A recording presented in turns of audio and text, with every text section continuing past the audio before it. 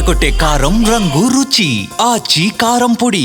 తెలంగాణ విద్యుత్ సంస్థలపై విమర్శలు హీట్ ఎక్కాయి. 50,000 కోట్ల స్కామ్ జరిగిందని హరీష్ రావు అంటే 50,000 రూపాయల స్కామ్ కూడా జరగలేదని కౌంటర్ ఇచ్చారు మంత్రి ఉత్తమ్. రూపాయి ఖర్చు లేకుండా ఎన్టీపీసీ విద్యుత్ అందుబాటులో ఉందని హరీష్ అంటే మరి భద్రాద్రి యాదాద్రి ఎందుకు తీసుకొచ్చారని విమర్శించారు ఉత్తమ్. ఇద్దరి మధ్య డైలాగ్ వార్ ఇప్పుడు చూద్దాం. ఈరోజు రేవంత్ రెడ్డి ప్రభుత్వం చేస్తున్నటువంటి అతిపెద్ద పవర్ స్కామ్ బయట పెడతా ఉన్నాం. అక్షరాల 50,000 కోట్ల స్కామ్ ఈ స్కామ్. ఈ 50,000 కోట్ల స్కామ్లో దాదాపు 30 నుంచి 40% కమిషన్లు దొబ్బడానికి వీళ్ళు రూపకల్పన చేసుకున్నారు. నిన్న ఒక పెద్ద మనిషి మళ్ళా విద్యుత్లో 50,000 కుంభకోణం అన్నాడు. 50,000 కోట్లు, 50,000 కోట్లు కాదు కదా, 50,000 రూపాయల కుంభకోణం జరగలే. మొన్నటి క్యాబినెట్ మీటింగ్లోనేమో ల్యాండ్ స్కామ్, నిన్నటి క్యాబినెట్ మీటింగ్లోనేమో పవర్ స్కామ్ జరుగుతున్నది. ఇంతే కదా. ఇవాళ ఎన్టీపీసీ కంటే మీరు కట్టే థర్మల్ పవర్ ప్లాంట్ ధర 2 ఇంతలు ఎక్కువ. అది 4 రూపాయల నుంచి 5 రూపాయల లోపల వస్తే మీరు కట్టే థర్మల్ పవర్ ప్లాంట్ 9 రూపాయల నుంచి 10 రూపాయలు అవుతుంది.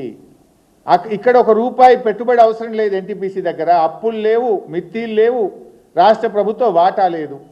మీరు కడితే అప్పులు మిత్తీలు రాష్ట్ర ప్రభుత్వ ఖజానా నుంచి వాటాలు కట్టాలి. ఇవన్నీ ఏ ఇబ్బందులు లేకుండా ఉండంగా కూడా మీరు పోవడం వెనుక ఉన్న మతలబ్ ఏందనేదే మేము ఈరోజు అడుగుతా ఉన్నాం. జెన్కోలో పవర్ ప్లాంట్లు పెట్టింది ఎవరి హయాంలో అండి? బీఆర్ఎస్ ప్రభుత్వంలో ఉన్నప్పుడు జెన్కోలో పవర్ ప్లాంట్ పెట్టిండ్రు.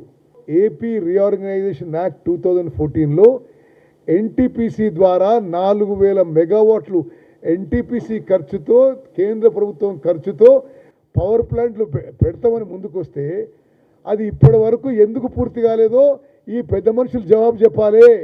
భారతదేశం మొత్తంలో కూడా సబ్ క్రిటికల్ టెక్నాలజీ వాడొద్దు అని లిఖితపూర్వకంగా ఇచ్చిన తర్వాత భద్రాద్రి పవర్ ప్లాంట్లో కొన్ని వేల మెగావాట్లో sub critical thermal power plant పెట్టి తెలంగాణ రాష్ట్రానికి, తెలంగాణ ప్రజలకి శాశ్వతంగా నష్టం చేసింది బీఆర్ఎస్ ప్రభుత్వం చెప్పి నేను గంటాపరంగా చెప్తున్నా.